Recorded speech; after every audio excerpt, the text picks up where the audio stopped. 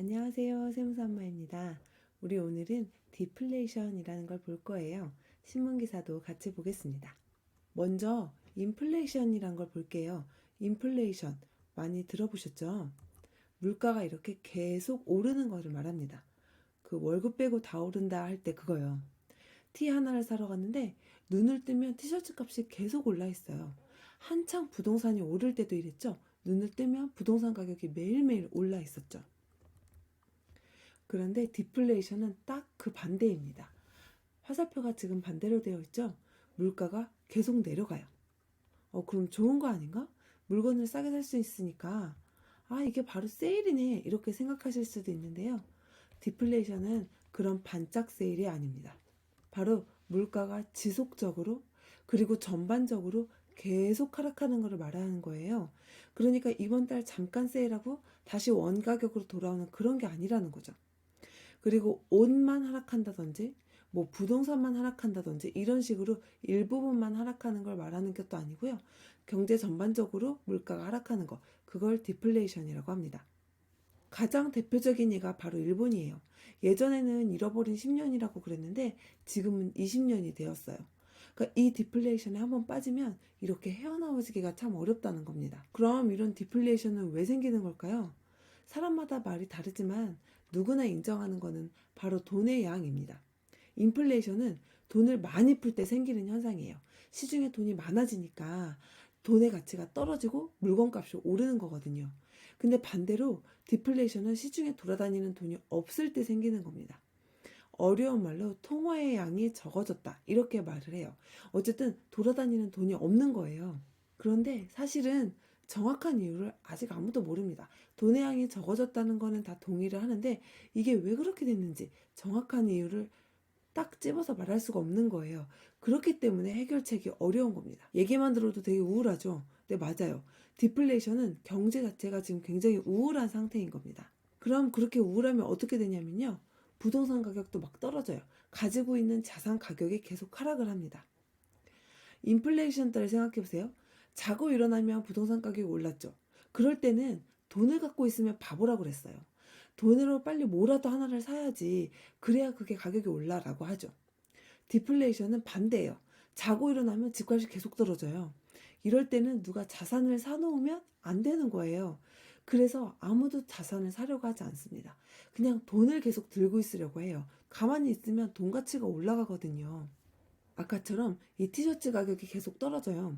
그럼 사람들은 티셔츠 지금 안 살 겁니다. 왜냐면 내일 또 싸질 테니까 굳이 지금 살 일이 없죠. 그러면 기업은 티셔츠 재고가 계속 쌓여요. 어떻게 해야 돼요? 싸게라도 팔아야죠. 가격을 또 내립니다. 근데 사람들은 그럼 굳이 오늘 안 사도 되겠다는 걸 또 확신하게 된 계기가 되는 거죠. 그래서 이 돈을 계속 가지고 있어요. 은행에 맡기거나 저금통에 꼭 넣으려고 합니다. 그러면 그 모습을 지켜보던 한국은행이 지금 안 되겠다. 은행에 돈 못 맡기게 금리를 내려야겠다. 그래요. 그래서 이럴 때는 보통 이자율이 하락합니다. 이자율을 쭉 내리는 거예요. 그렇게 0%까지 갔는데도 안 되면 기준금리를 마이너스로 정해요. 그 말은 뭐냐면 은행에 돈을 보관하면 보관료를 내라는 거예요. 그러니까 은행에 돈 넣어두지 말고 가지고 가서 좀 써라 이런 얘기거든요. 그런데 이렇게 했는데도 일본의 경기가 어렵다고 하죠. 그래서 보통 해결책으로 이자율을 하락한다 이렇게 말을 하는데요. 지금 일본 중앙 기준금리가 마이너스거든요. 그런데 이렇게 해도 이 디플레이션에서 나오지를 못하고 있는 겁니다. 그러면 아까 생각해 보세요. 사람들이 계속 기업 물건 안 사요. 물건이 계속 쌓여요. 기업은 돈을 못 벌고 있죠. 어떻게 하겠어요? 직원들을 해고하게 됩니다. 그러니까 이럴 때는 직장이 있는 것만으로도 감사한 그런 상황이 되는 거예요. 기사를 보겠습니다. 중국이 뒤에 공포, 그러니까 뭔가 지금 공포가 있다라고 쓰여 있네요. 볼게요. 중국의 소비자 물가가 2년 2개월 만에 최저치로 떨어졌다. 우리 소비자 물가는 CPI라고 한다는 거 저번에 봤었죠. 이렇게 물가가 계속 하락하고 경제 활동도 침체되는 디플레이션 우려가 커지고 있다. 디플레이션을 걱정하고 있다 이 말이에요. 그래서 이 CPI, 소비자 물가지수는 소비재와 서비스 가격 수준의 시간적 변동을 측정하는 지표다라고 되어 있죠. 소비자 물가지수가 계속 내려가고 있다거나 소비자 물가지수가 올라가는 게 소비자 물가 지수가 계속 내려가거나 혹은 물가 지수가 올라가는 그 폭이 굉장히 적어지고 있다는 것은 곧 물가가 상승하는 게 멈추구나 혹은 물가가 떨어지는구나 이거를 알아볼 수 있다는 거예요. 그래서 지금 주요 외신들은 세계 상당수 국가가 인플레이션에 대응하는 상황인데 중국만 홀로 디플레이션에 직면했다고 경고했다고 했죠. 왜 이걸 경고를 했을까요? 중국이 영향을 많이 미치는 나라이기 때문이죠.